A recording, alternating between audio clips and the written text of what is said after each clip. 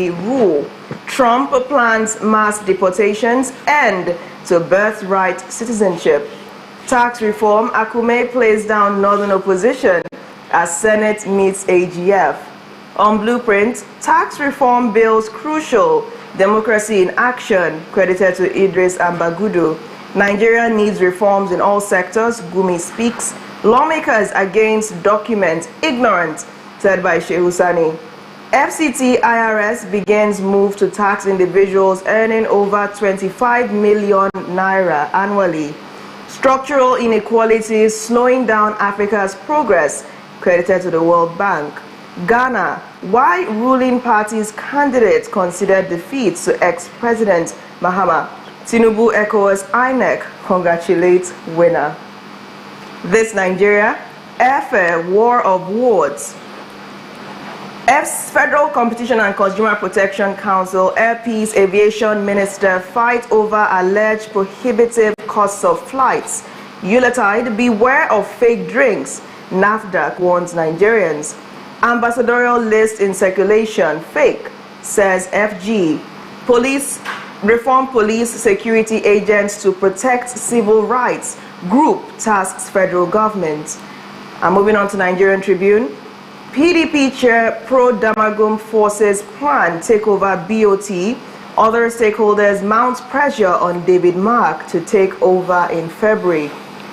EMS, Eurobond issuance bolster foreign exchange reserves, Naira stability. Assad flees to Russia as Syrian rebels topple government. Multiple handling charges leave $1.5 billion Lagos-Ibadan cargo train stranded at Lagos port. Tax reform bills have no provisions for consultants on tax collection. Oyedele speaks. How inflation, high cost of raw materials dampen manufacturers' confidence in food, beverage, textile sectors. And on The Guardian, tax reform bills, states eye 180% hike in VAT earnings amid push for fiscal federalism. Funding weak political will bedeviling varsity system. NCDC tells health facilities to intensify checks for SARS-CoV-2 variants.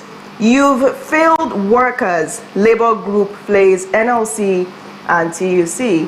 On the Daily Times, tax bills, assess human rights impact, Serap urges NAS.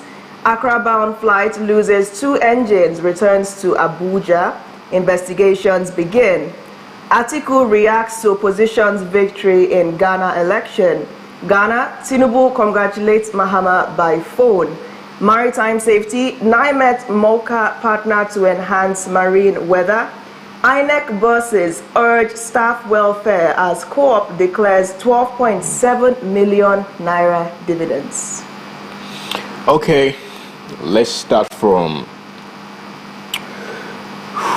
that's The Guardian, right?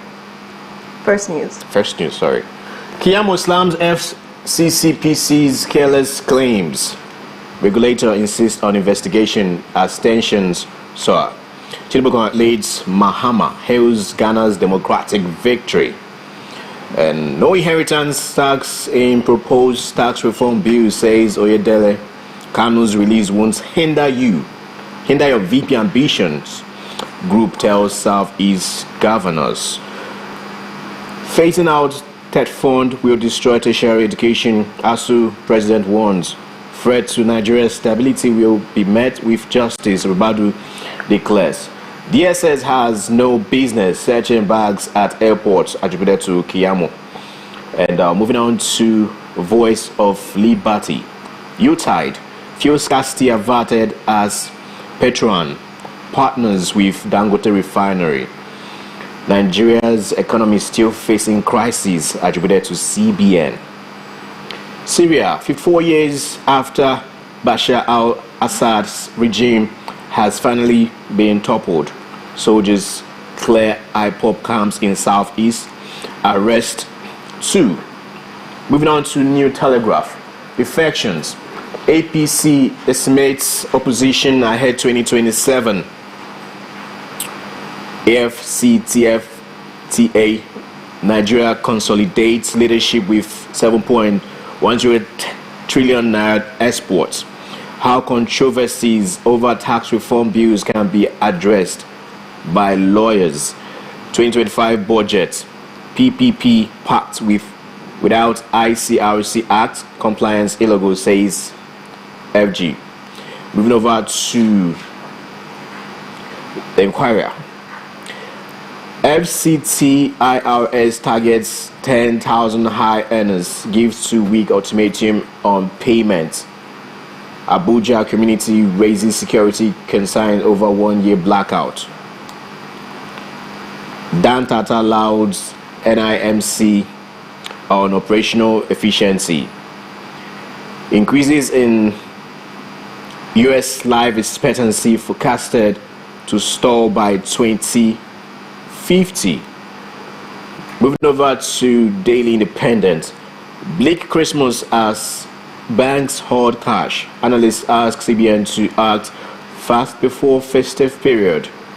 Serap asks Ababio Abbas to match human rights with tax reform bills. Disquiet in NCAA as Najomo's acting tenure ends on Thursday. Tinubu congratulates Ghana's president-elect, says his ascension will stabilize ECOWAS. Flybird loses 2 engines mid-air as NSIB launches investigation. Enugu crashes external debt by $39.8 million. Mba leads 17 new governors in external debt reduction. Telco subscribers set benchmark for new tariff regime review. NCC announces new tariff plan December 13. Osted's Syrian Assad family in Moscow granted asylum. Moving over to Vanguard. How non-appointment of ambassadors is hurting Nigeria, attributed to envoys. Any threat to Nigeria's security, internal and external, will face justice, attributed to NSA. Marketers may lift petrol from PH refinery this week, attributed to Ipman. Why Naira is in massive recovery race across all markets by bankers. Tinubu hails Mahama after Ghana's presidential pool win. Tax reform bills. Senate committee meets with AGF tomorrow, sits today. Multiple taxes, roll issues, vandalism, stifling telecom sector, attributed to Atcon. Fair hike. Kiamo FCCPC at war over air peace. And lastly, EFCC intensifies investigation of NFF. Moving over to the last one right here, the Matrix. FCCPC versus air peace face-off worsens. Kiamo says FCCPC statement on air peace affairs very careless. No amount of blackmail can stop our investigation, attributed to FCCPC. Reviews how several petitions against airline prompted investigation. Tinubu congratulates Ghana's president-elect Mahama, expresses hope his victory would further bring stability to ECOWAS. Stakeholder faults Tinubu for appointing kinsmen as CBN, FIRS, Finance Ministry's bosses. Ministry debunks fake list of ambassadorial appointments.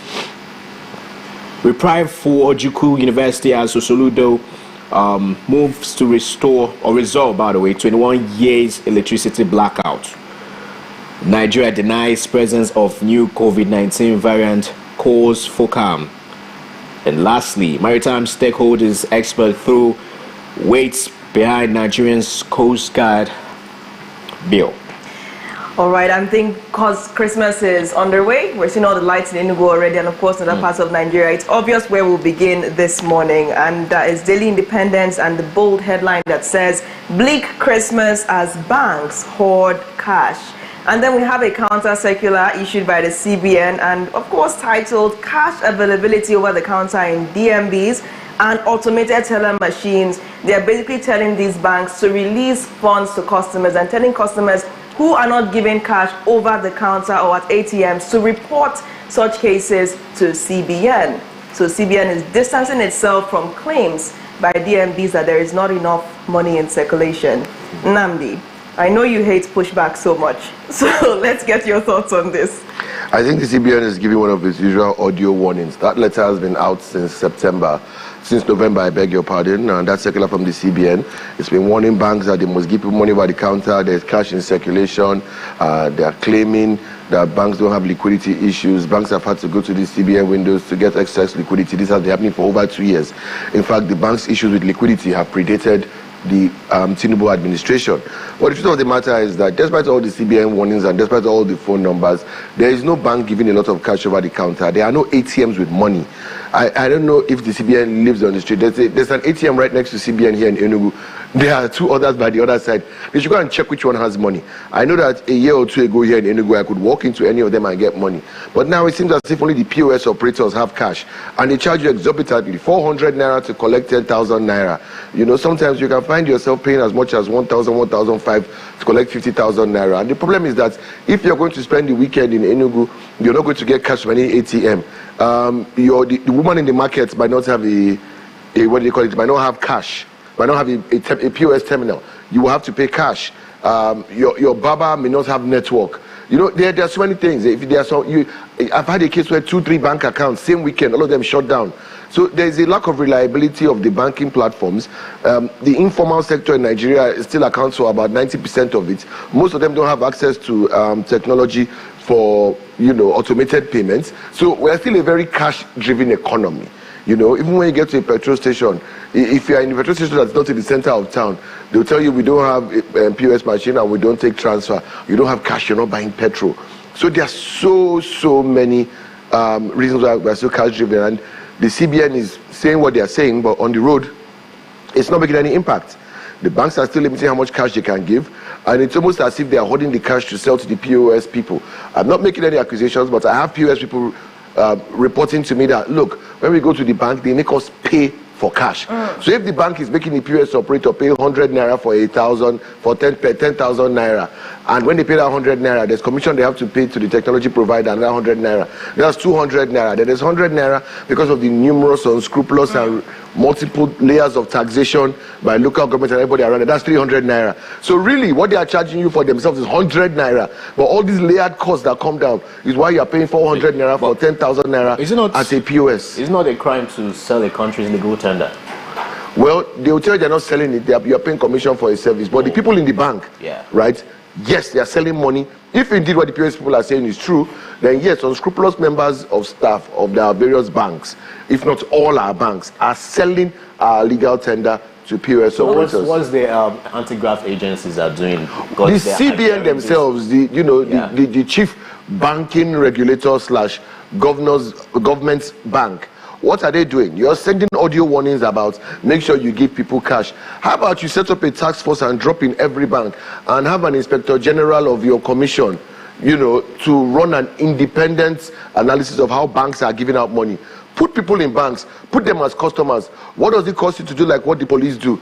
Get yourself, either you enlist or you create your own undercover POS agents and record bank staff selling you this cash and start sanctioning banks. When you catch these people, start sanctioning banks for having people that are selling money.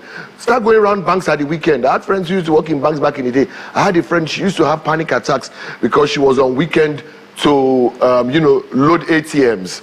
So if you invite her out on Friday, she'll tell you I'm on Saturday duty to load ATM. She used to have panic attacks. I've taken her on rounds to load ATM on Saturday morning. First, I take her to the bank in the morning. She will go, so where is that dedication to doing such things? Now you go around every ATM, it's bone dry. But every POS person has cash. All of them are telling you that, look, they have to pay the bank for this cash, and they're charging you a scrupulous amount. So now it's costing you so much just to have money. Yes. All right. So let's look at who is responsible now. Is it CBN or the commercial banks that are responsible for loading those ATMs? Because you can take a horse to the stream, but you can't force it to drink, right? If CBN is issuing directives, but the banks are giving pushback. You recall during the cash swap era when CBN said that there was enough money and the banks kept saying there was no money. So you're probably dealing with two authorities that seem to have their own autonomy, their own independence. They feel that they should be in charge of their operations. And like in any other organizational atmosphere, you should expect some kind of pushback, right? So what if truly CBN is telling these banks, but they are still creating this artificial scarcity. I mean, you can't go in there, open their bags, pull out the money. They have to be willing to obey such an order. So are we blaming CBN as the apex bank for the actions, or rather the inaction of these DMBs? The good thing is that, like a hotel buffet during the Jonathan economy, there's enough blame to go around. The truth is this: I always say any law without sanction is a suggestion. If the CBN is claiming that there is liquidity, that the banks have ample liquidity and there's cash to give people, sanction a bank. Sanction a bank. Make a bank pay a 5 billion naira fine for hoarding cash. Let's know you mean business. But you see, there's a lack of trust with government institutions due to history. We have enough historical references. We don't have to go too far back to check when government agencies have been less than honest or even very economical with the truth. We don't know if we should believe that banks are saying there's excess liquidity. We saw how the CBN was claiming there was excess liquidity during the cash trap era. Banks were saying, hey, open our vaults and check. We have no cash. But certain people were still able to spray money every weekend, mint at parties. So the CBN cannot come and say one thing. If the CBN is telling us the truth, that the banks are the ones creating artificial scarcity because they want to sell this cash, sanction a bank. Give them a monthly 5 billion naira fine and backdate it for 6 months. Let's see the bank that is paying the 30 billion naira fine. Everybody will sit up. We know the CBN means business. And if that bank knows that the CBN is doing audio sanction, the bank should take the CBN to court and bring evidence of transactions and show that, look, the CBN has not pumped any liquidity into our bank. Because the CBN that will bring the cash there and there will be evidence. Nandi, but nobody is saying anything. Nobody is doing that. So this is an obvious solution. Any manager, any authority would know that to get action from people who have decided to not or give any action. If they are the ones doing it. Exactly. Sanctioning them is a way to get them to sit up, to reinforce their discipline. So why do you think that CBN has not followed this obvious line, has not taken this obvious disciplinary action? It's the more you look, the less you see. Truth of the matter is that if the CBN has not sanctioned, there's one of two things. It's either administrative incompetence or there is some sort of either collusion or cover-up of what is really happening. It might be a case of the CBN afraid to put its own foot in its mouth, because by sanctioning, they would have to bring out evidence that they actually provided this cash in these amounts to these banks to meet the transaction demands of the general populace, you know. Or it might be that somebody in the bank is being pressured or being cajoled by people in the banking hierarchy, the top of banking hierarchy, to please not come so hard on them. Nigeria, in everything, Nigeria is so interwoven and so enmeshed by the intricate tapestry of corruption that you cannot know who is who and what is what. So I mean, for now, we'll do what we've been doing as Nigerians for a while, which is sit down, look and see how this plays out. So we're to conclude that POS operators are gaining, whereas general public is losing. I don't want to say that they are gaining, because like I said, when I rigged for them and they broke down this thing for me, we're buying cash from banks, we have multi-layered taxation from government agencies, we have the commission we pay to the technology providers. Without all these things, we'll probably be charging you 100 naira on 10,000. You know, so these are the real issues. Sometimes we have to put some nuance into it and look beyond the surface of these POS people are just cheating us. There are other factors to what to consider as well. All right. Redo me this. Guardian. Ghana's electoral process inspired by Nigeria, says INEC. You know, I mean, sometimes you have to just pretend you didn't hear some things. I think INEC saying that Nigeria's election inspired Ghana can be taken in two ways. One is either that Ghana saw the shambolic show of shame that occurred in Nigeria and decided that they will never be like their errant and prodigal West African big brother, and decided to conduct an election that is totally parallel to what we claim was an election here in Nigeria.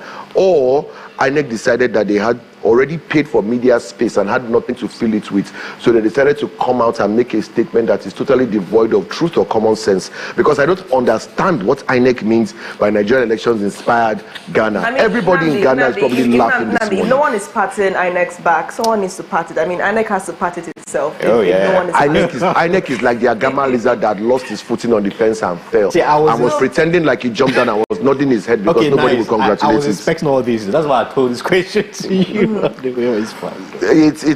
Look, let's not give too much airtime, you know, to statements that INEC make like that. I think that is light conversation for evening beer apologists. It's of little relevance. It carries as much weight as INEC's reputation. So let me just leave it at that. Okay. So would you see it as a move at public relations as PR, or do you think that INEC is truly ignorant of its image in the minds of the people, in the minds of voters, or was it just? I'll tell you something. While I was away, I realized that many people take their information from what they see online because they've not yet visited this client. Yeah. So you say, oh, there's sit at home, because I was asked this question, do you go out on Mondays? Do you always go out on Mondays? I'm like, yes, Mondays, we go out on Mondays, right? So you come down here and you see it's obvious. People are now moving around, but over there, they pick the stories from the newspapers and from what people say. So INEC, do you think INEC doesn't care what people down here think? Are they more interested in what they say and what the international community thinks of them? Because it sounds scandalous to us down here. How can INEC go there and say that Ghana learned from Nigeria? But then for people that don't know the sham elections that happen here, they'll be quick to hold on to what INEC said. Look, and let's be honest about this. People might say, oh, why will a media house be calling elections sham elections? It's very, very easy, so that we're not taken out of context. We all witnessed a lot of ballot box snatching, people shooting during elections, all sorts of things. We saw a server that was turned off at midnight. So this is not a case of us saying anything. And the amount of decisions overturned is also a testament to it. But let me go back to what's said about public relations, whether INEC is in public relations.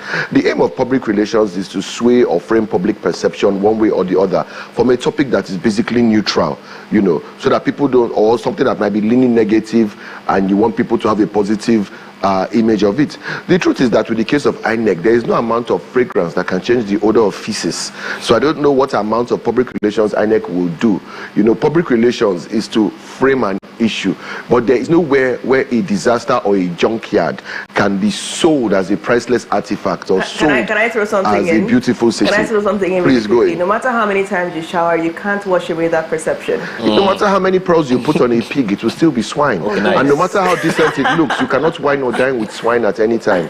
So I think INEC should just can keep going around blowing its horn, forgetting that there is no band following it. And if you walk around blowing a trumpet without a full band, you look like a madman. I'm not calling INEC mad people, but if the shoe fits, they can feel free to wear it. Okay, I saw this photo over the weekend. Two mentally challenged men.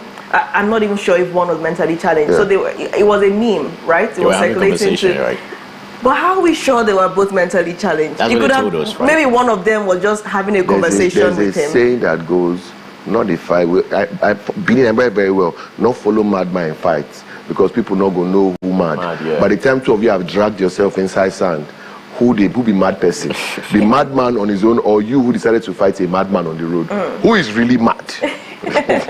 All right, Oji. Okay, let's look at this contradiction right here before we get to Syria. Yeah. So Tinubu is telling us that this is voice of liberty. Yeah. People may not like us, but things are changing, Tinubu. Then over here, Nigeria's economy is still facing crisis, CBN admits. Look, Nigeria is full of contradictions. It's the way I saw the government claiming that Forex has hit 4-point-something billion.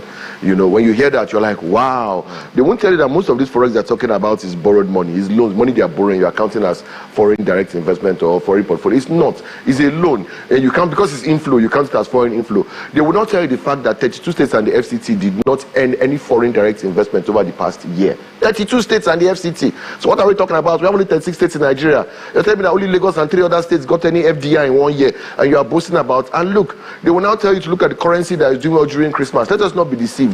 A lot of I just got back, your IJGBs are coming for dirty December, and when they come in, there is a surplus of foreign exchange, and what happens is that there is a demand for naira for them to spend while they are here, and this sudden rush for demand for naira will create a temporary surge. And of course, when you have a temporary surge like that in demand, you have an increase in the price of naira against dollar. It has nothing to do with any economic policy. So everything they are saying, don't be surprised by Nigeria's contradictions. Look, to be fair to Tinubu, there are 1 or 2 things they are doing that are working, and I always give credit where credit is due.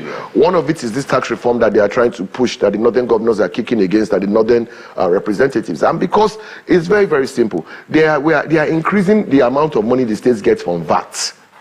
This is where the problem is. And a lot of it is earn the amount of VAT you get is based on the amount of VAT you generate. Yeah. Now, Kano and Co are kicking against it, and I think that's hypocrisy. You can't have Hisba police destroying beer in Kano and you want to collect a chunk of the VAT money because you have population. So people will drink beer in the southwest, southeast, and south, generate VAT, and whether or not the breweries are making profits, VAT is a sales tax. So once the beer is sold, VAT is earned by the government. So when these people in southeast, southwest, north central have boozed and earned all these VAT for the government, because alcohol is one of the highest earners of VAT. Yes, when they have generated this VAT, then Kano, that has used Hisba police to damage people's business and scatter all the beer, Zamfara, that has strict Sharia, would not allow you to sell beer anywhere, Kaduna, which is split in half, particularly in northern Kaduna, you cannot really take alcohol like that in public. Yes, these are Islamic laws, and we understand and appreciate that, but you cannot now be demanding the VAT for a product you refuse to be sold in your own region, where the areas that are generating it, where people are spending their hard-earned money to purchase it and generate this money for the government, is coming from.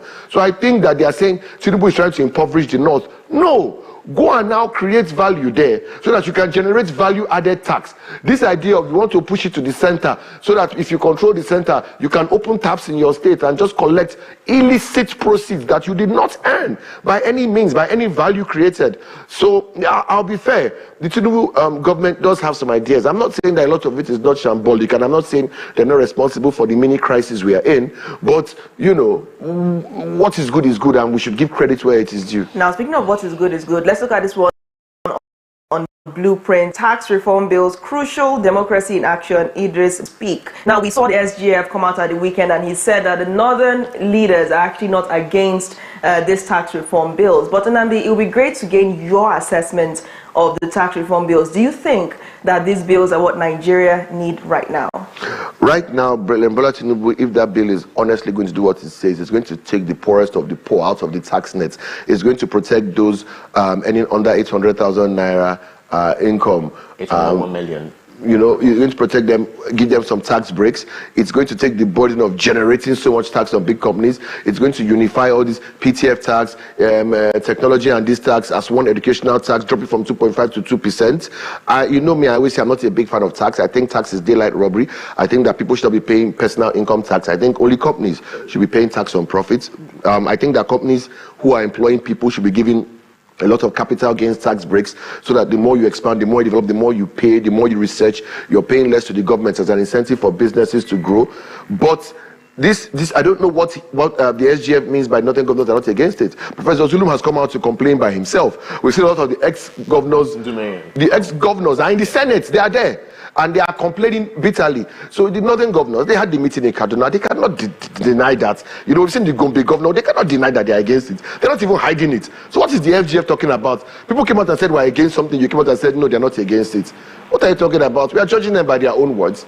No amount of sophistry and no amount of eloquent what will I call it, configuration of literature and speech will convince us otherwise. We heard their words, and let them live or die on their swords. Exactly, because we talked about the INEC chairman earlier saying that, he is probably more interested in what people think about Nigeria. Do you think that this is one of those attempts to just say something, knowing full well that that's not the truth, just to convince people who are not following up as much on Nigeria that, yes, it's well accepted, to garner that global support, global attention? Because if we're saying that clearly the northern governors are against it, why go out there on another TV channel and say that, yes, that's well accepted? I've had a few conversations with people and none of them opposed it. I mean, I don't know any other explanation. It's to create a chilling effect, to prevent people from going out and talking continuously about northern governors being against it. Because if the SGF has said they're not against it, it means that, in Nigeria, how the media is semi-gagged and you're always worried about sanctions from NBC and things like that. If the SGF has come out and said the northern governors are not against it, and you keep peddling the story that northern governors are against it, no, you worry about being sanctioned. So you self-censor yourself. It creates a chilling effect. Let me sit back and let me tone down a bit on this story, because the SGF have said this. It's just to create a chilling effect. There's no legality to it, but it's to make you, it's not so that they don't need to censor you. You now self-censor yourself and you start calming down, because the SGF has said it. Let me not go and say the one that nobody sent me. And then if your anger starts rising, there's that meter that goes tick. Yeah, you say, wait, calm down. SGF said it, so let government not come and say that we are challenging what the SGF said. The SGF speaks for presidency, and so you start self-censoring yourself. They don't really care if no, it's just a chilling effect. They are doing they are just doing a very crude information management system, which is they are forcing you to manage yourself and control yourself because of by telling yourself that there's a threat that they might sanction you. So they are not the ones gagging you. They are giving you the opportunity to gag yourself. That's tragic. That's so unfortunate. It's terrible. But it's where we are. Okay. Marketers may leave petrol from PH refinery this week attributed to IMAD. Santa Claus may deliver a Benz to my house this Christmas. Namdi Obaya. That's all I'm going to say. A couple of weeks ago, right? They were talking about that's all I'm going to say. Santa Claus may deliver a Benz to my house this Christmas. Namdi Obaya. There's every possibility that I'll be driving that Benz with the fuel they're talking about, or Santa will not be delivering a Benz. Take that story any way you want to take it. But I'm sorry, I'm just being honest. This is Nigeria we live in, right? So I want to get your perspective from Syria. 54 years after Bashar al-Assad regime has finally been toppled. Yes, and people are in a misguided and uneducated manner celebrating the fall of Bashar al-Assad, and I'll tell you why. It's easy when your opinion of a leader has been framed by Western media and saying this man is a tyrant, he's a dictator, he's brutal. Are we talking about what happened in Libya too? So, well, look, Gaddafi was a hard man. Saddam was a hard man. I mean, Saddam went for his own son-in-laws. But you see, everywhere you see a hard man overseeing a territory, know that that is the kind of leader you need to control the warlords in their different fiefdoms all over the country. Look at what happened, and history is always repeating itself. The US has constantly, with its globalist interventionist mentality, caused more problems than solutions in the world. In the 80s, in a bid to challenge the Soviet Union, they backed the Taliban to fight the Soviet Union out of Afghanistan. Today now, we have people falling off planes trying to get out of Afghanistan. They came to Libya, removed Gaddafi, said Gaddafi was the dictator. Today, Libya has become a one-stop shop for the training and disbursement of terrorists in the sub-Saharan region. Al-Qaeda, ISIS, ISWAP, everybody. You get to Libya, and from Libya there's a straight logistics pipeline to Niger, Chad, Nigeria, Ghana, anywhere. So now you have Boko Haram fighters backed by ISWAP. You can be trained, you can be armed. You know, it's become a depot, a terrorism depot here in Africa. So it's the same thing. Look at Iraq, it's the same thing. ISIL is now there, and from Iraq they are able to destabilize the Middle East as well, the Gulf region.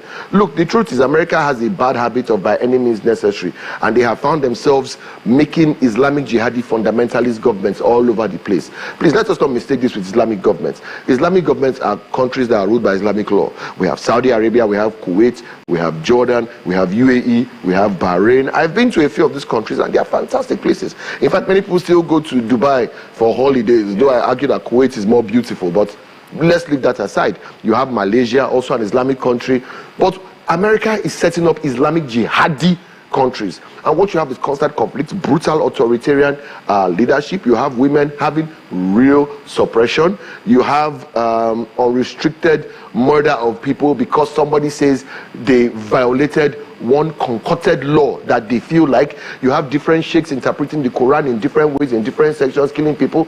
So you had Assad, who was there sitting on this tinder box. The Assad family have sat on this tinder box because Syria was one of the last enclaves of Christianity in the Middle East, with Damascus being heavily Christian and other parts of Syria.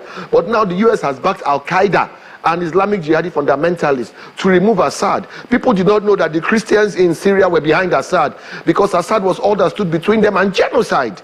The same thing happened in Lebanon. That is why you had many in Lebanon, particularly a lot of Lebanese Christians. Generations of them now are more or less Nigerians. They've come here.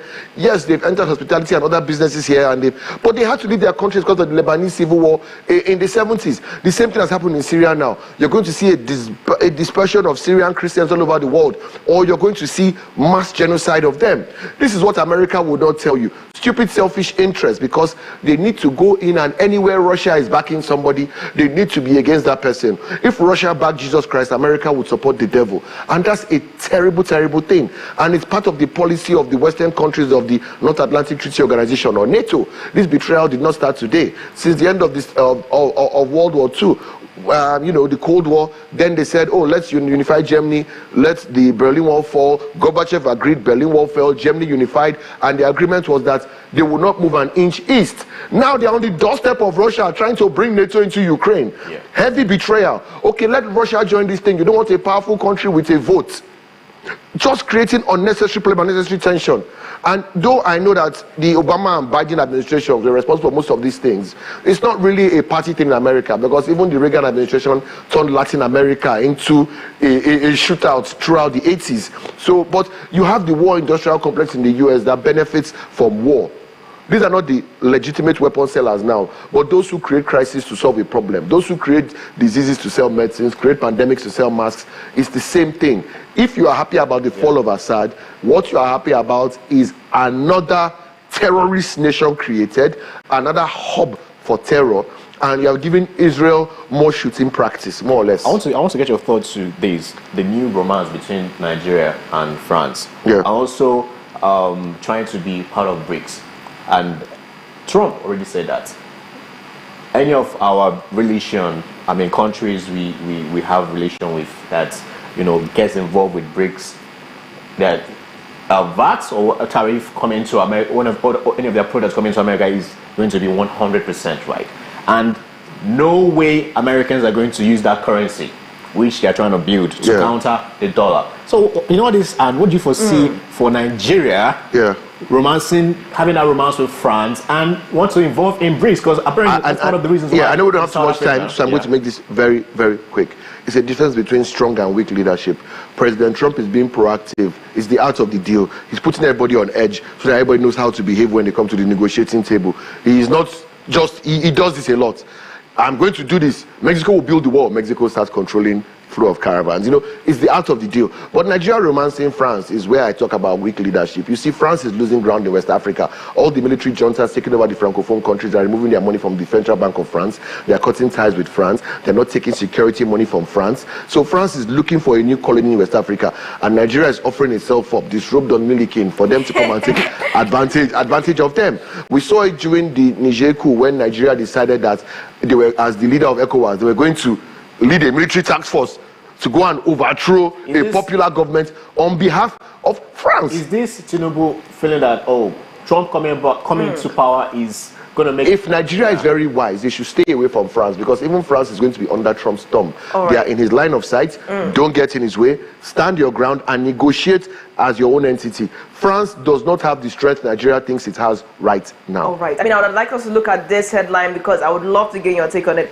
Trump plans mass deportations and to birth not rights. True, but go on. Not true. Yes, I understood that there were some things that were hidden beneath the lines. Illegal immigrants and the rest of that. And also saying that people who are children who are... If you give me 60 seconds, I'll run through this. Unfortunately, 60 seconds. Unfortunately, we're out of time. But we have another opportunity tomorrow. The seat is still available. So we can start with that story. Thank you so much, Nnamdi. Thank you very much. All right. And what do you think? If you're watching this, what do you think about the nuances in this headline? What do you think of the main story? Do you think that a lot of information has been left out? Do you think that there's still more to say that was given in this headline? Do you think that Donald Trump, the US president, is doing the right thing? Let us know your thoughts on YouTube under the stream, and of course on all of our social media platforms at Afia TV Official. We'll take a quick break now. When we return, we're getting the special report from Umuahia, Abia State, actually Aba, our State Borough Chief, Emmanuel Wazwe. Stay with us.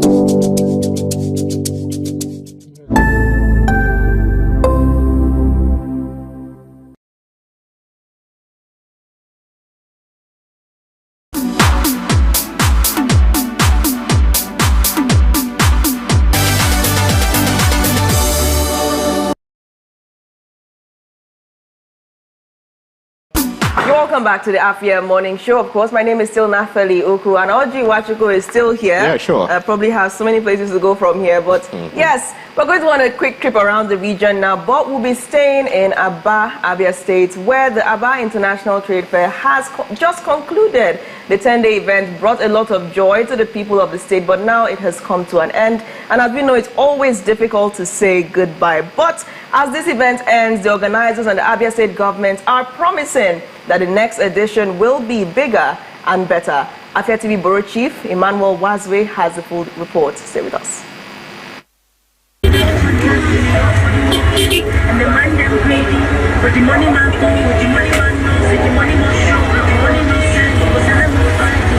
Aba, the Enyimba city, had in the last 10 days hosted the 2024 Aba International Trade Fair.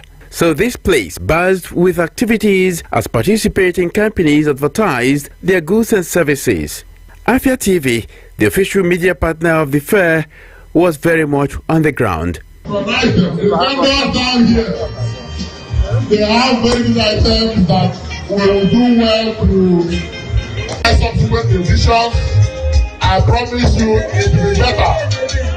Lessons have been learned from what happened over the past 10 days, and when you return again, you will start reaping the gains. But it is now the time to draw the curtain on the 10-day affair, hence the closing ceremony.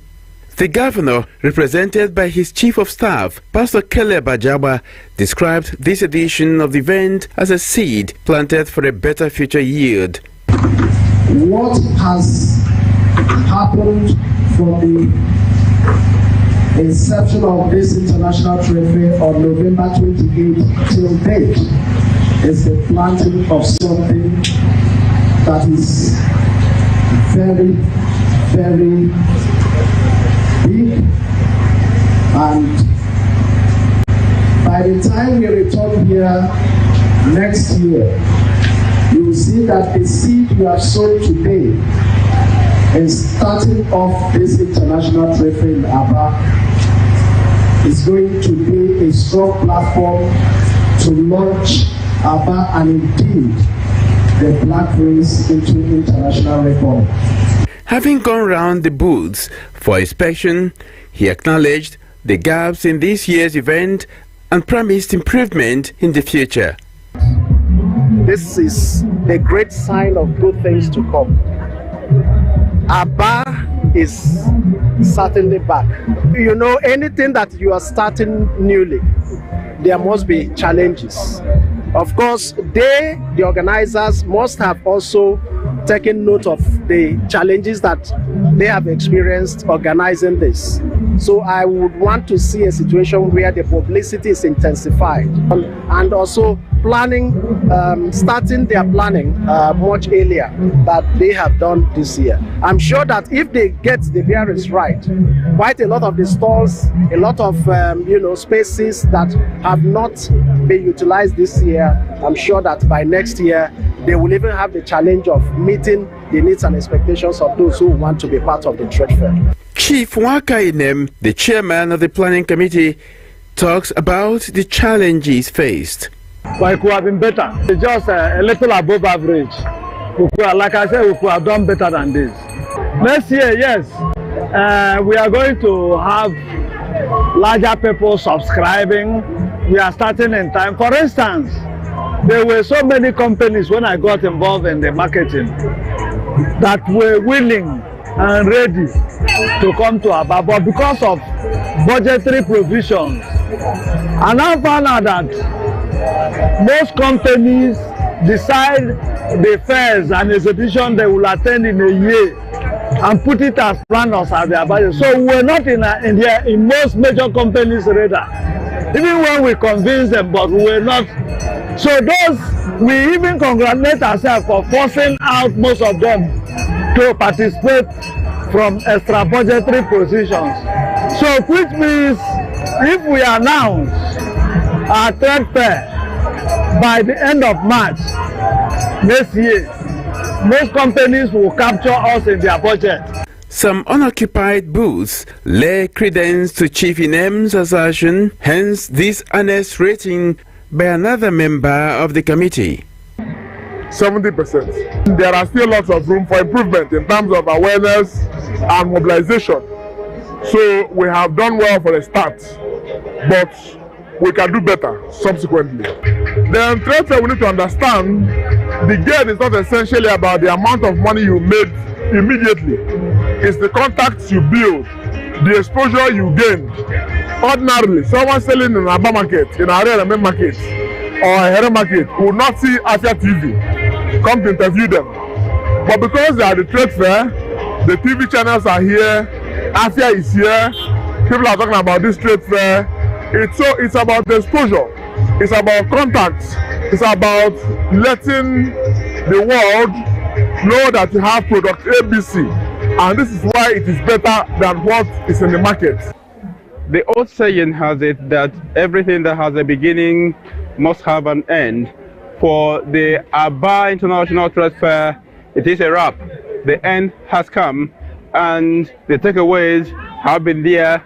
The organizers have actually acknowledged the fact that it wasn't 100%, but there are some credits to be taken that people actually participated, and the fact that there is a room for improvement when it comes next year.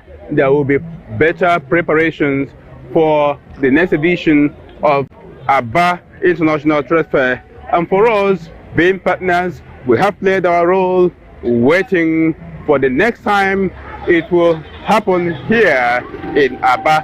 And for now, from us, as people make their ways home, we must also make our way home.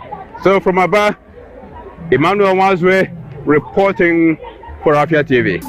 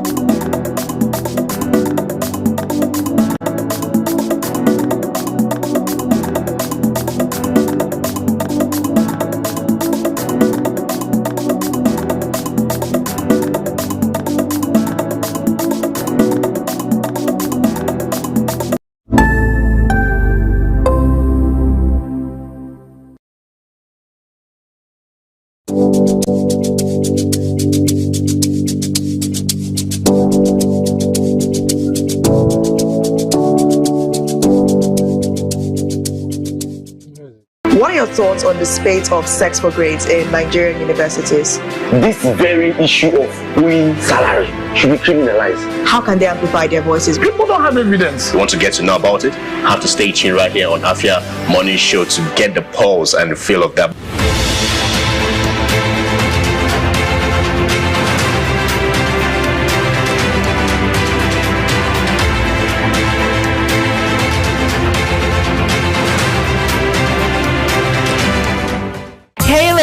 Join us on Gyno Plus every Wednesday at 6 p.m. right here on Afia TV, DSTV channel 254 and GoTV channel 17, where we will delve into health issues affecting girls and women in society.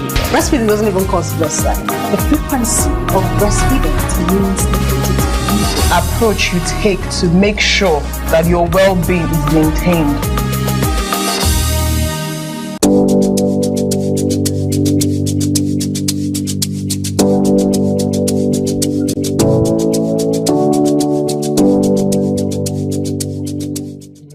Welcome to the latest and most amazing show on here. Ladies and gentlemen, welcome to Lunch Break. You don't sing along. I did single. For real. You're not a backup singer. I'm saying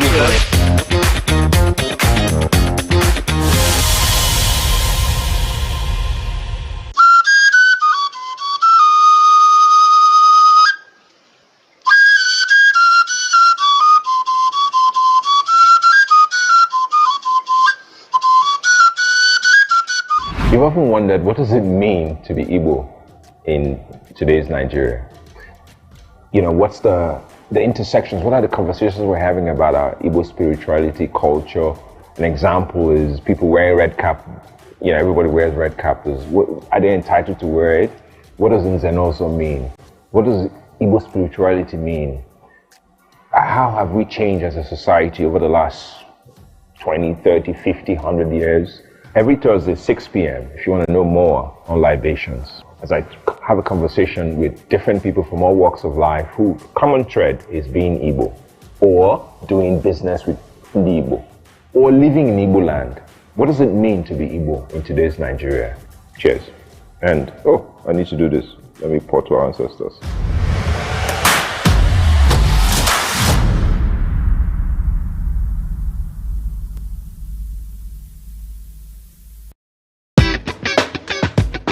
It's a brand new week and another opportunity for us to gist and me to tell you, bring all the spice, all the things that are hot, trending and exclusive on social media. Sometimes I know there's constructive criticism. I know that you know how to quote it. So for the people that don't understand, I want to be like, oh, why are you doing this? Please, I'm not a cross-dresser. I'm only doing this because of the money on Facebook.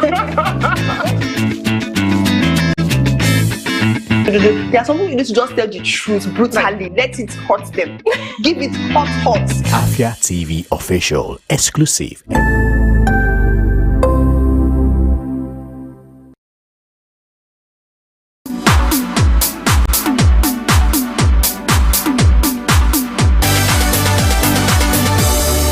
You're welcome back to the Afia Morning Show, and thank you for joining us once again. My name is Nathali Uku, and this is when we head straight into our discussions, all that we have for you on the show today. Well, we begin on a really sad note concerning a case of police brutality that has resulted in the death of a teenage boy, Emeka Odogu, as a result of a police officer's shot. Residents are saying that this happened, it's just like a continuous abuse of rights of citizens by the police force, and this of course has extended beyond what we reported about in Enugu. Now it's going on in Delta. A police officer allegedly attached to the area command shot and killed the young man just because he was using fireworks, and viewer discretion is advised for this clip. Take a look.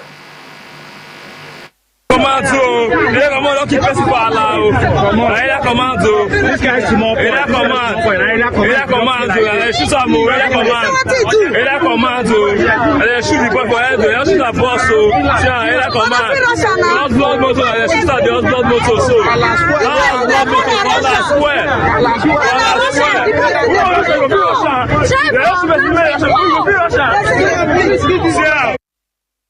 I mean, we're speechless. We have no words, but most importantly, may his soul rest in peace. We're being joined now by someone in Asaba Delta State, Comrade Victor Ojei, lead activist, Young Nigerian Rights Organization, who has been following up on cases of violation of human rights. And of course, he has also been on top of this case, trying to get answers from the police and of course the government. Thank you, Comrade Ojei, for joining us this morning.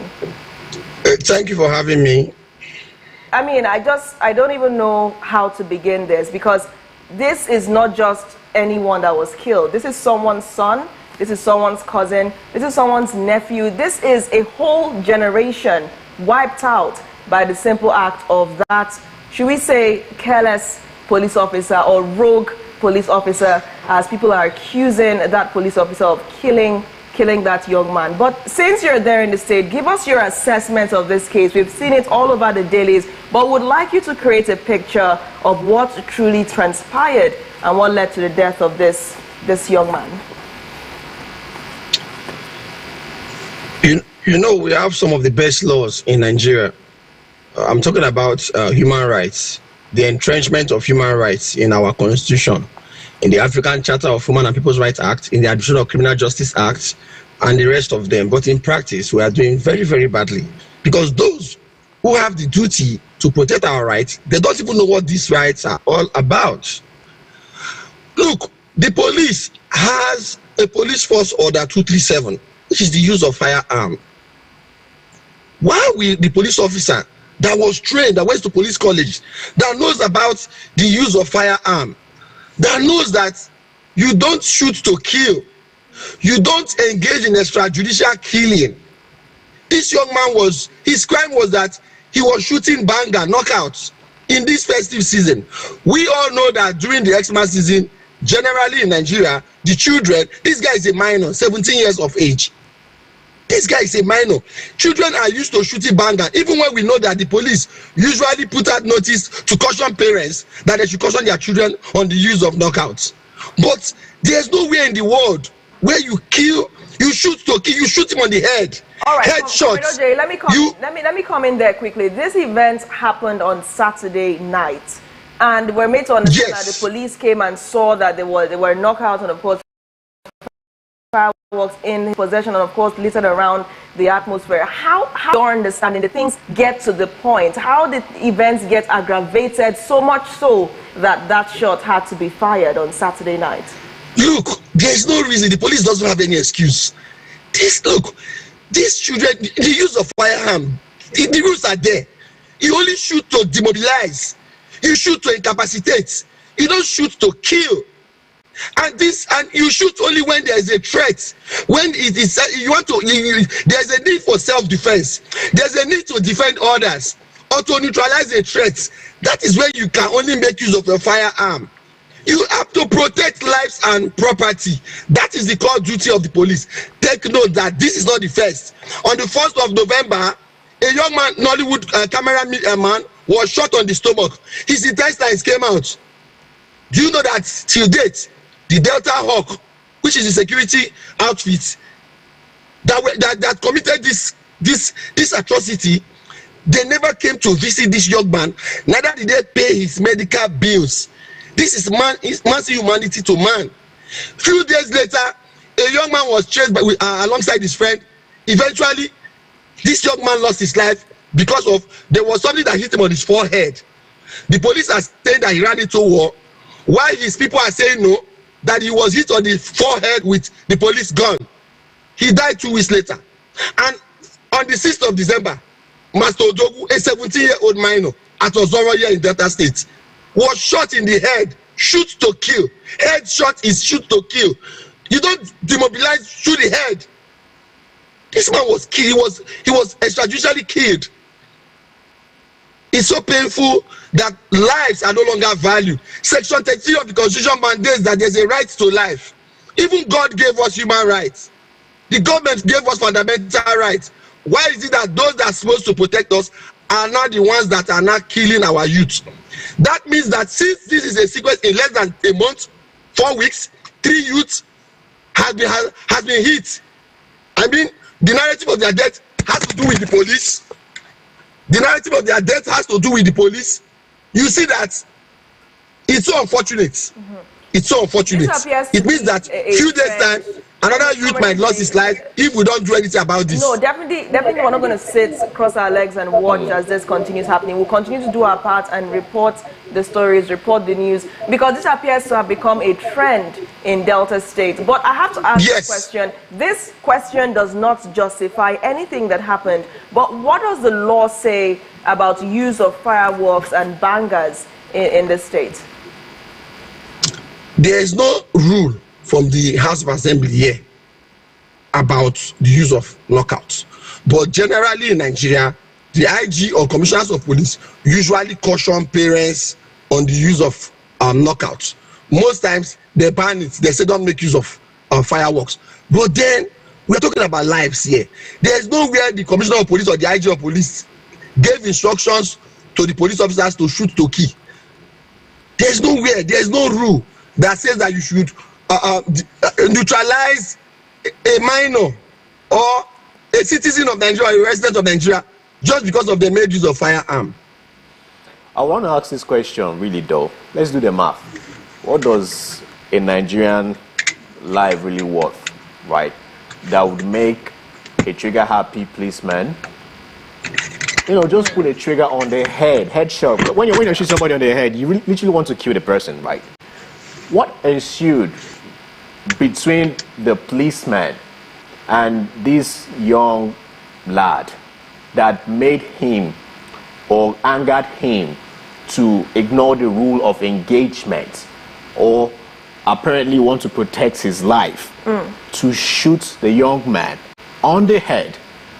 Did you get the account of this policeman that made him do what he did, ignoring the rules of engagement? There is no excuse that the policeman wants to give that a minor was shot on the head, and now you know there is no coming back from there. No, Comrade, when you are pushed to the other side. Just for some clarity, what we're trying to establish is what happened at the scene of the crime. What happened at the scene of the crime? We understand that there is no excuse, and we can localize this to lack of training. We can localize this to, you know, psychological issues. We can localize it to a lot of things, and of course, just general rogueness of this police officer, a criminal offense indeed. But what happened at the scene of the crime? Was there some kind of altercation? What led to that? We're not saying that it justifies anything. According to his brother, who reached out to us, you know, for us to advocate for their family, he only told us that they were, outside their compound, shooting banger, knockout. And before you say Jesus is Lord, the policeman approached and shot him on the head. Shoot to kill. Like, according to his brother. No conversation ensued. Nothing happened. Just came to the brother did not give us those details. But the policeman has been detained, and hopefully will be transferred from Ozoro to Asaba, the police command today. But my question is, we need accountability. Yeah. People need to be held accountable. We've been complaining about a couple of this kind of incidents been happening around there in Delta State, and these people are actually going scot-free. So how do you think that this one in particular, they would, you know, get to the root of it? Of course, it's not a public matter. It's not a matter of public interest. That is why the police had to detain him. But what about the young man that was shot on the stomach 1st of November? That he did, the security agency, Delta Hawk, they never visited this man, neither did they take care of his bill. This one, they are inviting him to the first headquarters here in Asaba, the command, because of there's a public outcry. We are advocating, saying no, they should stop killing the youth in Delta State. As long as they are not involved in kidnapping, as long as the youth are not involved in criminal acts, there is no need for you to end their life, to violate their right to life. All right. That is what we are, that is the statement we are here to make. Yeah, according to this report, just adding to the story, you know, you said that the boy was using fireworks and then police officers stormed the residence. But Punch newspaper... According to his family member that called us. All right. Now, according to this report, this correspondence from the Punch, efforts by the security operatives to arrest the boy were resisted. And while he attempted to escape, one of the policemen reportedly opened fire and killed him. So it appears that there was more that happened before the deadly shot. What do you have to say about this? I've already said what I have to say about this. The police has order 237, the use of firearm. You demobilize. Basically, you go for the leg. You demobilize. Mostly when there is a threat, and it must be proportionate. For you to make use of the gun, it must be that there's an exchange of fire. It must be proportionate. And even when there is firearm on the other side, you are trying to defend yourself, self-defense, you don't shoot to kill. You shoot to demobilize. But here we go, this is a headshot.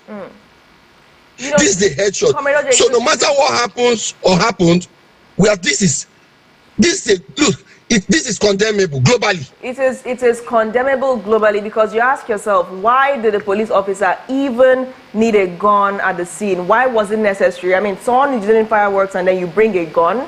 I mean, that is, it shows that there are problems and things that, I mean, you've taken this boy's life because he was getting ready for Christmas. We understand that this is illegal.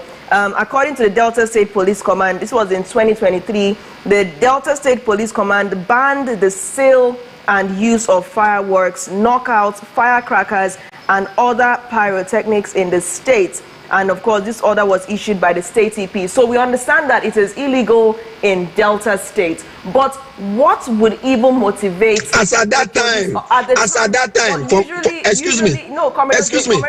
let me just drop this point, all right?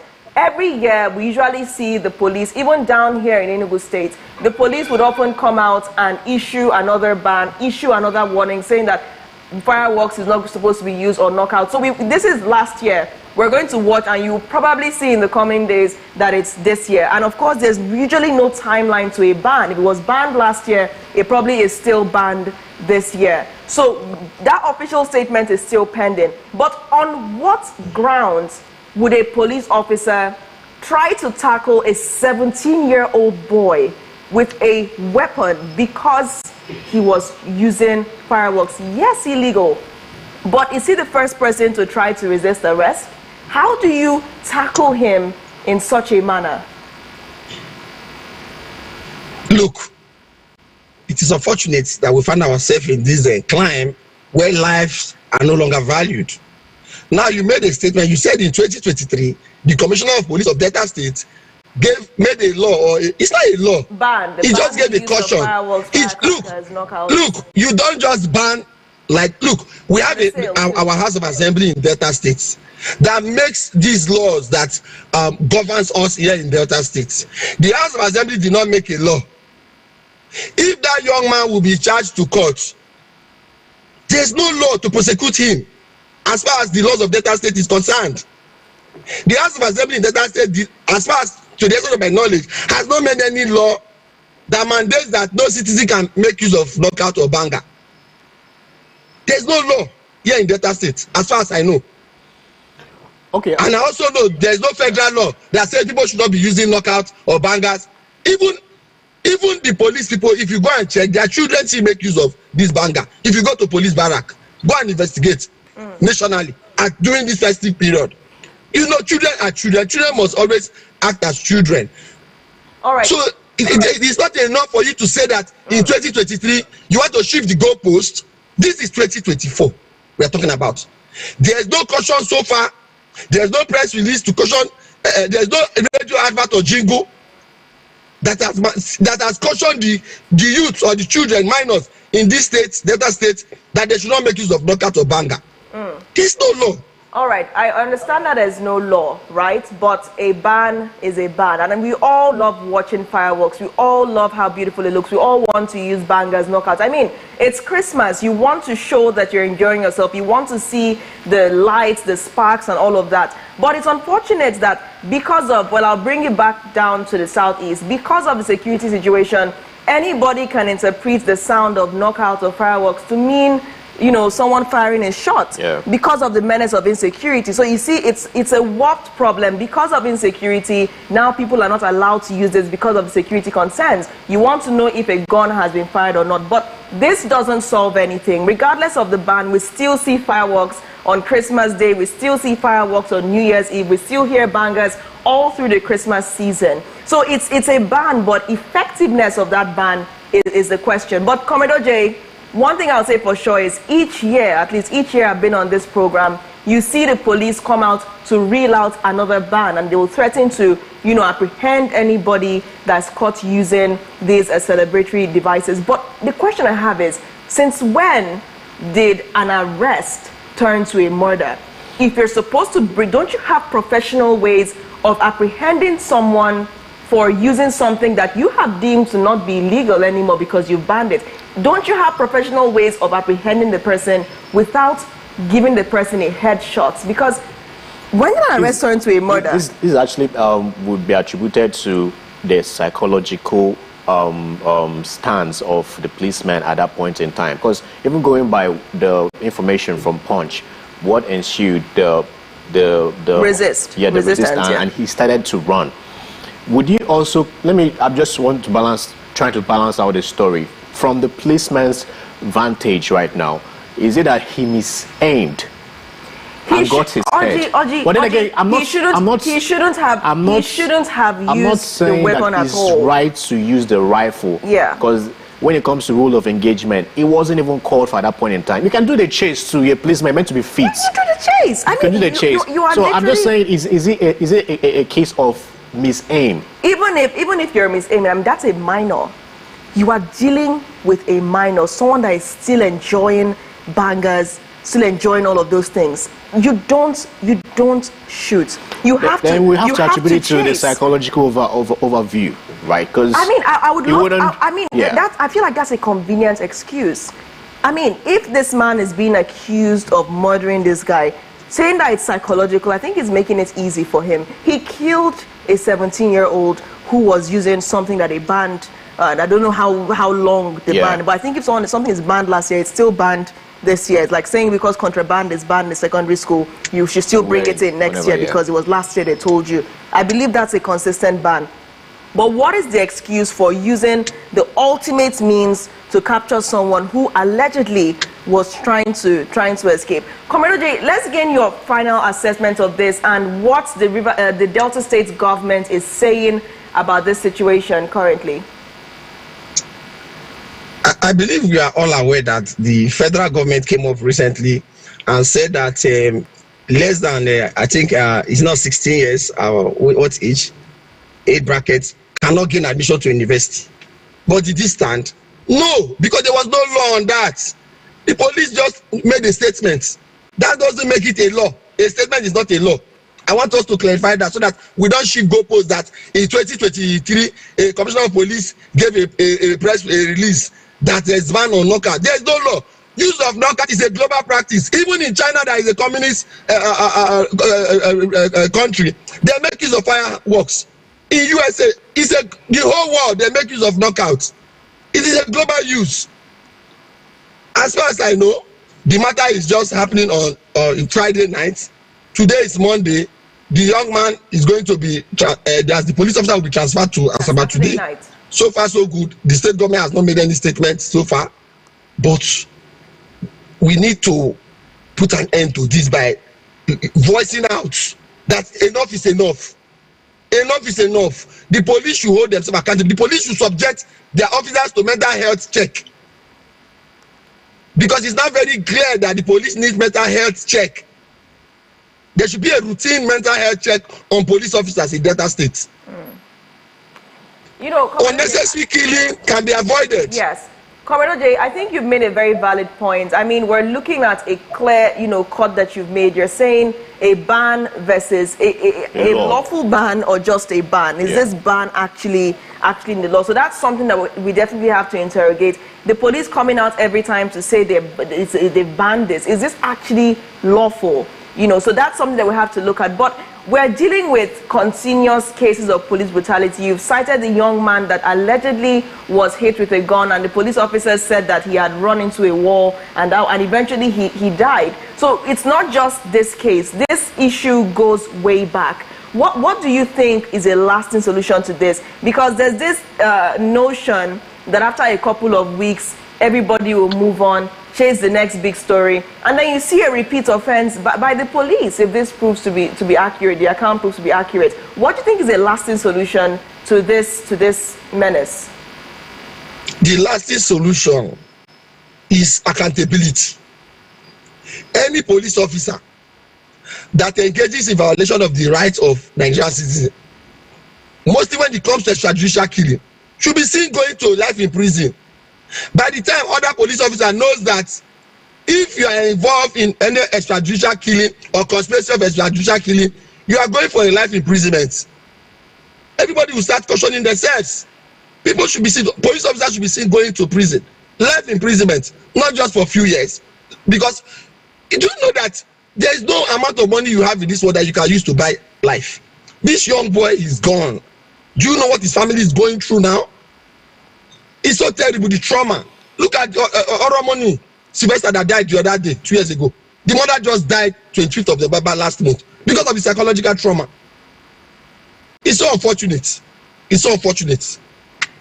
All right, Oji. Well, I just hope that we clear this once and for all, right? Because that police reform is very important and vital Definitely. at this point in time, because I don't get the reason why we keep hearing this from Enugu State to Delta to where? Imo, it's everywhere. Lagos, everywhere. It's Police everywhere. keep brutalizing people, using firearms when you don't even need to, right? And cutting short of young people's lives. It's not nice. Not nice. This needs to be put into perspective, talked about, and that reform is very important now than ever. Because I don't understand the madness. That's what it appears to be. I mean, we have, of course, garnered a lot of information from this conversation. We have to understand how legal this ban is. You know, we're seeing police-operated CPs, not just in Delta State, across the nation. Even though, does it make you use firearm and headshots? That already established. We're seeing CPs across Nigeria. They come out every year. And they say the fireworks have been banned, knockouts has been banned. They keep saying it. So it's now time for us to truly interrogate how lawful this ban is. And Commodore J, thank you for pointing that out. It's very unfortunate that this young man has lost his life. I can only his family is going through. I can only imagine what his friends are going through, well-wishers are going through, and what the youths in Delta State are feeling, knowing that they can just be gunned down for something, regardless of how trivial it is. Is a bang a gun? I don't understand. I mean, professionalism. You see, professionalism. It's very important. We pray that his soul rests in peace. We will definitely continue this discussion, gain more facts, you know, give you more information on how lawful this ban actually is, speak to the police and gather more facts. But it's important for the government to weigh in. Government should, of course, try to meet up with his family. You know, I don't think the police understands the importance of a life. This is not just, you know, you're just going to kill something you want to eat. This is a human being. You have ended this boy's dreams. You have ended this boy's future. You have killed a generation. And if that is the family's only child, you have killed their lineage. Do you? I mean, and it's psychological trauma. Does the police commander understand this? Do I have to speak it in another language? Do they understand the gravity of what they've done? I think we are lacking a lot of empathy in Nigeria. I don't know why, maybe because of the way brutal and hard the country is. Everybody's becoming so hard and hard and hard. We're lacking empathy. Because assuming that trigger-happy policeman has empathy, and he's thoughtful, he thinks, right? And he doesn't, there's nothing psychological, you know, going ill in his mind or in himself. He wouldn't even do that he did. Give a chase. That's why a policeman, you're meant to be fit. That's why a policeman. Give a chase, right? Why pull the trigger on a young lad? You ask yourself, how far could the boy actually have run? No matter what, it doesn't... Rick, no, listen. How far could he have gone? He's a kid. I know he has life in him, right? If they couldn't get him that day, don't they have data? Of course they don't. That's a rhetoric question. Don't they have data to actually track down where he stays, his family? Do you have to catch him on the spot? There are mechanisms. You can make use of so many devices to track down someone who has escaped. But bringing out your gun instantly, you know, it's a waste. It's a waste. That's really all I have to say. I just hope this ends. Oji, I'm tired of hoping. Yeah. You see this hope thing? You see this time around, I'm not doing hope. People should do the right thing, and the right thing should be done now. Not tomorrow, not next week, not next year, now. Because all this hoping and hoping, it's not transforming to anything. We finished, after the entire series we did on what happened in Enugu, we're seeing Commodore J bringing this one to the limelight. So what is really changing? It's time for action. And that action needs to be taken now, because as we're having this show, people are grieving. I tried to reach out to the deceased father to try to also have him on the show, and the call was not he wasn't responding. So who knows the level of trauma the dad is going through, while we're still hoping for a better future, hoping for action, whereas it's not coming. So we'll continue to report the story. We'll definitely follow up on what Commodore J has raised on this fireworks, but there is no excuse whatsoever for the fate that has befallen the young man. But we'll continue reporting the story and bringing you more facts as the week progresses. Thank you so much, Commodore J, for joining us once again. Thank you for having me. Thank you for having me. Have a good day. Have a great day. Take a quick break now. When we return, we're discussing the Southeast Business Investment Summit. As you know, this kicks off really soon, December 11th to 14th. The organizers will be joining us later to tell us how prepared they are. Are they more prepared than the Aba International Trade Fair? We'll get more information right after the break. Stay with us.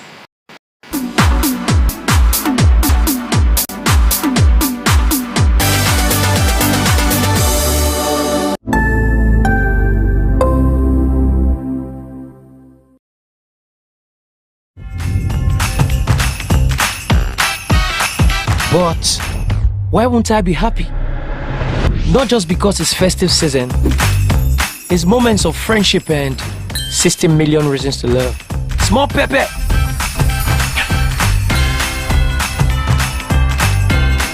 Babes, this dress is given. Don't forget the earrings. Those are 2 reasons already. The best reasons will make your heart beat faster.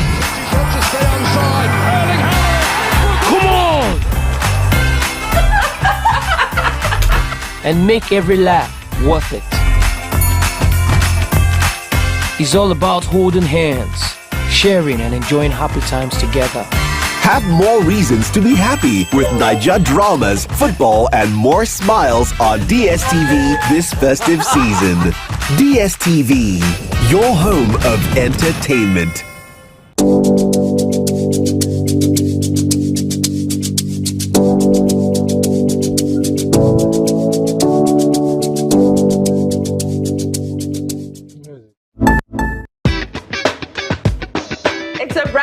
And another opportunity for us to gist and me to tell you, bring all the spice, all the things that are hot, trending and exclusive on social media. Sometimes I know there's constructive criticism. I know that you know how to quote it. So for the people that don't understand, I want to be like, oh, why are you doing this? Please, I'm not a cross-dresser. I'm only doing this because of the money on Facebook.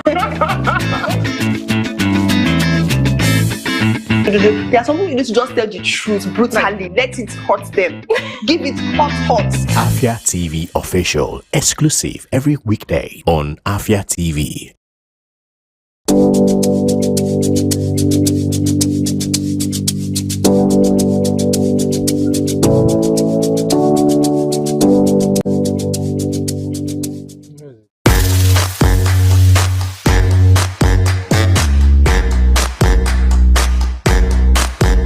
Assalamu alaikum jama'a, sunana mai martaba sarki Abubakar Yusuf Sambo. Ina kallon Afia TV kuma ina jaddada ma jama'an mu su dinga kallon Afia TV. Allah ya taimake su a aikin da suke na kyau. Inda ba yake ne mu no Afambo His Royal Highness Sarki Abubakar Yusuf Sambo an ma watch Afia TV na kwado kwandibu. Inda ba ni ne ka hana watch Afia TV. Afia TV na mo fino dalono.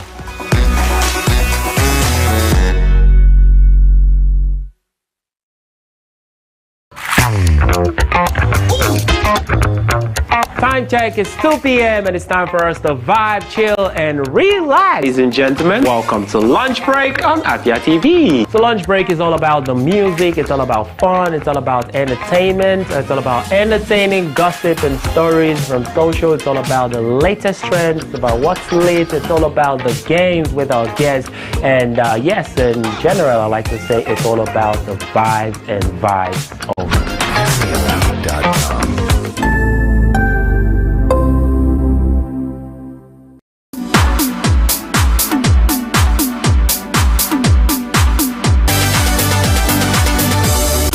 You're welcome back to the Afia Morning Show, reaching you from Enugu, Nigeria. My name is Nathali Uku, and like we said, we're about to discuss something that you should be anticipating. If you're not thinking about this right now, I don't even know if you're in the Southeast or if you're watching Afia TV, because if you have been watching Afia TV, you should have heard about the Southeast Business Investment and Investment Summit that is coming up on December 11th and will last till December 14th, barring any last-minute changes in plans. And to tell us more about this and how prepared they are, we are joined now by Chief Dr. Ife Okwena. Of course, he is the CEO, Continental Export Development Nigeria, SEDEN, and Executive Secretary, Service. I hope I got that correctly. Yeah, got it, right. Thank you so much. Good to have you once again. Yeah, thank you very much. It's my pleasure being here. Welcome. So we hate to compare, But right before the break, we were looking at the trade fair that held in Aba, and at the outset, there were lots of concerns about the level of preparation, how prepared the organizers actually were, because the venue seemed to not be ready. We saw them swinging into action right after our Borochi's report. Just hours. So there was lots of confusion before it started, and now we're paranoid. So you have to understand, how prepared are you and, of course, other organizers for the Business Investment Summit? People are thinking about it, they're talking about it, they're excited. Speakers are getting ready for this great event. So how ready are you? Yeah, we're very prepared, very, very prepared, because it's long expected. The people of Southeast, people of Nigeria are expecting this, and Nigerians and Southeasterners all over the world who are going to hook online, the diaspora from everywhere are expectant. So we know this, and we are taking control of this. We've been in town, we've been moving around, we've been dotting the I's and crossing the T's. And I think we may not do like them.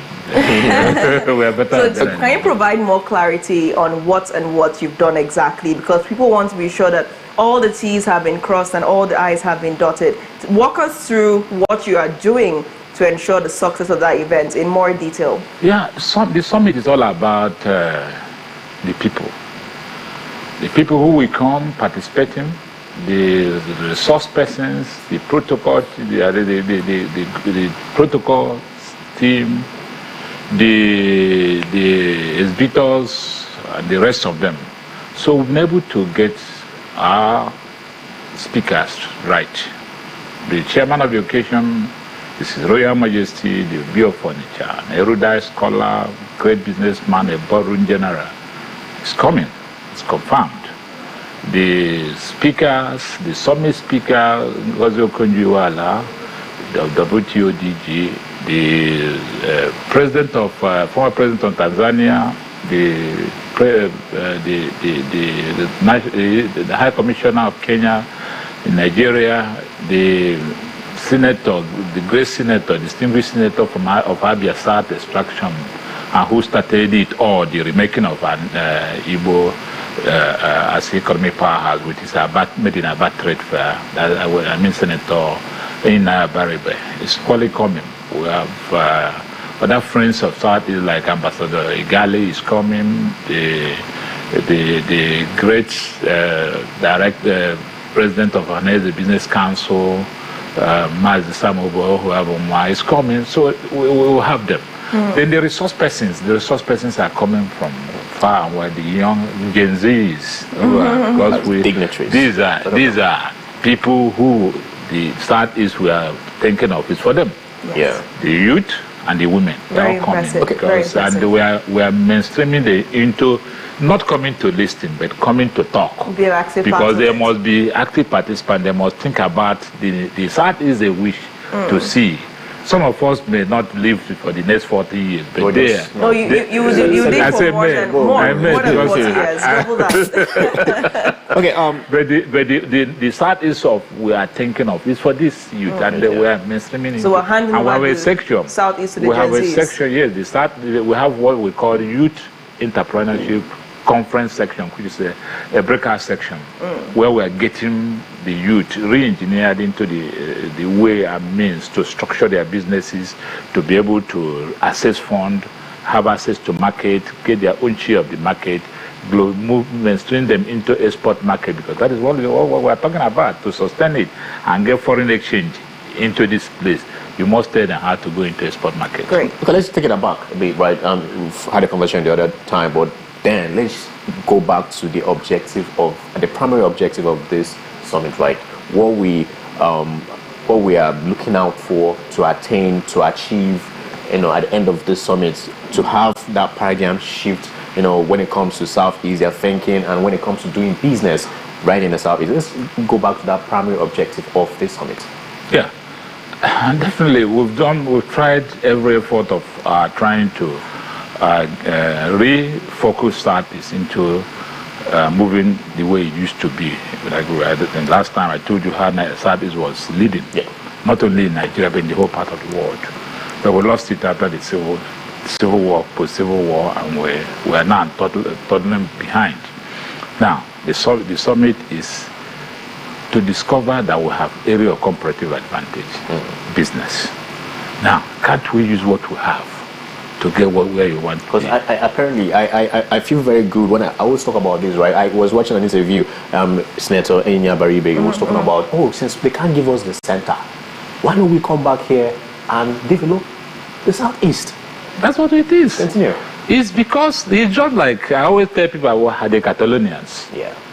Just like us, they wanted a separate state. It wasn't possible. Now they say, okay, what do? Let's go back and make Catalonia the best of Spain. Anything good, the best of Spain should come from Catalonia. And that is why Barcelona is about the best in Spain today. So for us, if we can use what we have, which is business, to develop our homeland and make the best of Nigeria to come from Southeast, it's possible. It's possible. So now let's talk about the reservations people have. People have a lot of reservations about the business environment. They feel like taxes are too high, the tax bracket has been increased. Lots of things in the media make businesses feel as if they don't want to invest. They're concerned about security, they're concerned about, and we have to call a spade a spade. These are the concerns. I've heard conversations around this. So the issue of the economy and the issue of security, these are mitigating factors. How would this conference address those concerns? Yeah, thank you very much. Like I always tell people, security issue is a chicken and egg issue. If the economy is down, there's height of insecurity increases because youths are unemployed. Money is not coming to the people who are supposed to have it. We are not creating wealth anywhere. And because of that, when situations like that happen, there's upward surge in insecurity.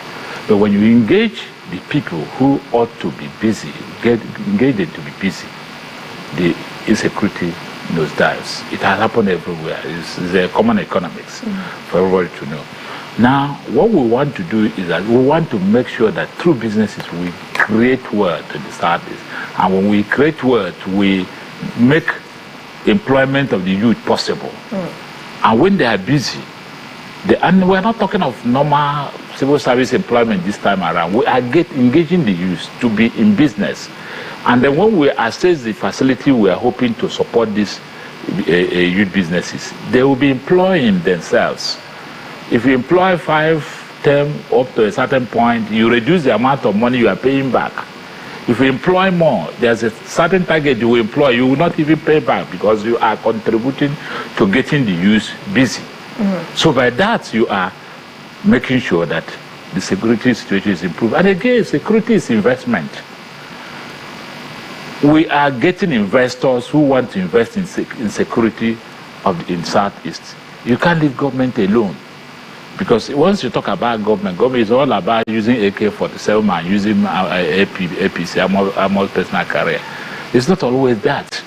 But when you get the high-tech innovations, technology into security, we will make sure at the end of the day, like we always say, one of the programs, the partners to this summit, the Enugu Economic City, is having concession for Enugu Port Harcourt Road and Enugu Onisha. And those areas, part of the package is that there will be street light, there will be drone flying on all these areas, and they have access fund from Afrexim Bank. So it is part of it. Then on the economy, I agree with you that ease of doing business is not yet where it's supposed to be. The states in the Southeast are trying, but the ease of doing business are not, because we don't have pressure group. We even act as pressure group. Fantastic. To talk to these governments. Somebody reportedly asked me, I want to say it here. It's not supposed to, not supposed, but somebody said he invested in Enugu, opened a very big business in Enugu in the last November. And lo and behold, tax people are already on him. He reported to me. And I'm using the opportunity to call on Enugu state government. That is not fair. This is a company that has just started in November. And you want to go collect tax January to December from him. You are not helping him. So the ease of doing business is what we will work and push to make sure that it favors the investors. Do you support the tax reform bill? And would it somehow starts on the 11th by 9 a.m. And we expect registrations actually and recap starts by 8. People are already registering online, and I believe that through the people register, and then everybody entering the hall must be accredited with a tag. So we enjoin all people as you come. There's a registration booth at the conspicuous position as you get into the hall, and then you get your tag accredited, so they can be able to assess and know who are actually in the place. So, and we hope that quite a number of people will come into town from different parts of the world on Tuesday, because we're starting early on Wednesday, and it will last until Friday. So in the state has been a man on the streets. Gospel Promise is out on the streets of Enugu and be giving us insights right now on how well people are complying with this ban, or have they decided to continue staying at home. And of course, later in the week we'll bring you more insights on the bans, like that of the ban on scavenging and the ban on noise pollution, and all of that. Will definitely be following up on those bans in the state. But today we begin with the compliance with the sit-at-home ban in the state. Gospel Promise up next. Morning and welcome to Man on the Street. Today we are live at New Haven here in the coast city of Enugu to assess movement and business activities, to ascertain the compliance of the ban on sit-at-home, which was declared by the governor of Enugu State, Barrister Dr. Peter Ndubisimba, on the 5th of June 2023. Come with me. My name is Okoro Peter. What do you do? Okay, I'm a civil servant anyway. Okay. Please, what are your thoughts on movement on Mondays? Is it better than before? I think looking at things, the movement is improving. I think it's better than before. Unlike when the road is always scanty. How do you think movement can be improved following the ban on sit-at-home? Well, you know, one thing is agreement. If governments agree with the people that are now stopping kind of doing demonstration over an agitation, if they come together and agree on one thing, I think it can pave a way for all these problems we are having. So, for a while now, people say coming out. Have there been the agitators? Have they been out causing harm or havoc? For a while now, I've not had so much havoc as it was before. You know, when some years ago, like 2 years back, you were hearing kind of actions being taken by those agitators all over the places. But it's not like that as of now. So for the fact, I think it's better than before. We're at the New Haven Market and shops are open. What I can realize is people are not coming out on Mondays, unlike what it used to be like when we usually visit this place months back. And this is a shop. They are all open. I think almost all the shops in this line are all open, and they are doing business. People are out, so I think there's improvement to the ban on sit-at-home. People are beginning to have the courage to come out, open their shops, and do business. Well, let's try to talk to someone here this morning, maybe a business owner, and get their feel about coming out on Mondays and doing business on Mondays. My name is Miss Christiana Chinyere. What do you do? I'm a marketer. What's your thoughts on movement on Mondays? Is it better than before? For me, it's better, but still, there is fidgeting. People are still fearing. Yes. How do you think movement can be improved following the ban on sit-at-home? What can be done for movement to improve? For my mind, this man apotaro ujoka de jinde mado. This sit-at-home self, I'm go de badaro. It the opportunity when UK on Mondays. Then from Tuesdays, work starts fully. Even at streets, kita utaka motor parkery. Then fathers, mothers, they are at home. ndị na-arụ ọrụ oyibo ha nọchi ụlọ wee na-egwuregwu biti ụmụ ha jizi opportunity anụnwa wee wefute Mondays wee na-ezu ike. O mere improve but onwe ndị ka na-atụ ụjọ dị ji na ụjọ ka ji anyị. So what can be done? That's what can be done so that people can have that confidence the more to come out on Monday. Ha fọrọ anyị na mde ka ọ pụta kịta mana ihe niile ebego anyị ga na-aga ka ọ masịrị anyị. As you can see, there's movement to an extent, and businesses are having the courage to go on. Business owners are having the courage to come out on Mondays and do business. Unlike the woman we just spoke to, she has aired her view and she has said what she feels like that will actually improve movement on Monday. Well, we'll keep following this and keep getting the people's view as at what can be done so that businesses and movements will improve. And kudos to the governor of Enugu State, His Excellency Barrister Dr. Peter Ndobisimba. Like the people has rightly said, it's a good one with the ban. All right, guys, I think this is where we'll call it a wrap on today's episode of Man on the Street. I've been your host as always. My name is Gospel Promise. Those in the studio.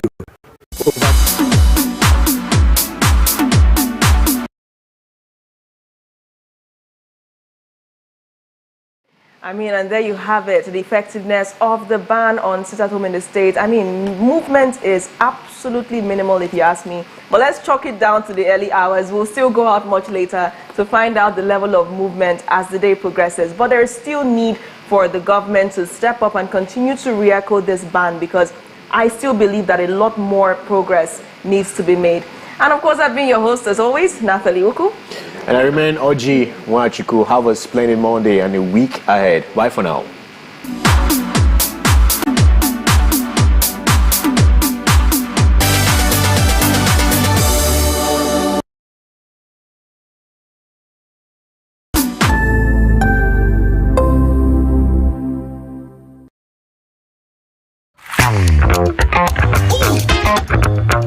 Time check, it's 2 p.m. and it's time for us to vibe, chill, and relax. Ladies and gentlemen, welcome to Lunch Break on Afia TV. So Lunch Break is all about the music, it's all about fun, it's all about entertainment, it's all about entertaining gossip and stories from social, it's all about the latest trends, it's about what's lit, it's all about the games with our guests.